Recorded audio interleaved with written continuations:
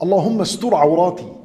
My Lord, safeguard and protect and cover my privates. Al-awrat are two types. Awrat, the shames and the privates of a person are two types. Physical and non-physical. Non-physical awrat are the sins, the shortcomings and the faults of a person. When you say Allahumma astur awrati, you're saying, oh Allah, cover my sins. Keep my sins concealed, my faults, my shortcomings, keep them covered. Why? Why is the believer concerned to keep his sins covered? لأن النبي صلى الله عليه وسلم said كل أمتي معافى إلا المجاهرون, because all my ummah would be forgiven on the day of judgment except those who expose their sins.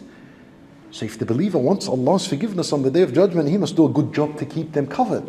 How are you going to keep your sins covered? By asking Allah, here, Allahumma astur awrati. Abdullah ibn Umar radiallahu anhu narrates, hadith is in Sahih al-Bukhari, that Allah Azza wa Jal would bring the slave on the day of judgment. He would bring him close to him. This is the believing slave. And Allah Azza wa Jal would show him his sins. And he would say to the servant, didn't you do such and such sin? And the servant will say, yes. He'll say, didn't you do such and such? And keeps going until Allah Azza wa Jal displays all his sins before him.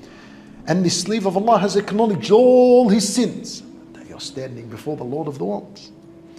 Then Allah Azza wa Jal says, إِنِّي سَتَرْتُهَا عَلَيْكَ فِي الدُّنْيَا وَالْيَوْمَ أَغْفِرُهَا لَكَ.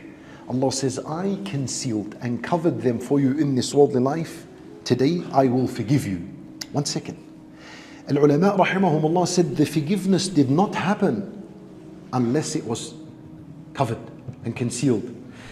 The condition for having sins completely covered on the day of judgment is that they must be covered. So Allah is saying to the slave, I covered them for you in this worldly life. So if you had exposed them, you won't get the second half, which is now you're forgiven. So it is very important to keep your non-physical awrat covered, which is your sins and faults and your shortcomings.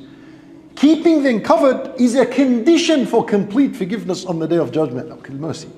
Look at the mercy. This is what you need to be thinking when you're reading this dhikr.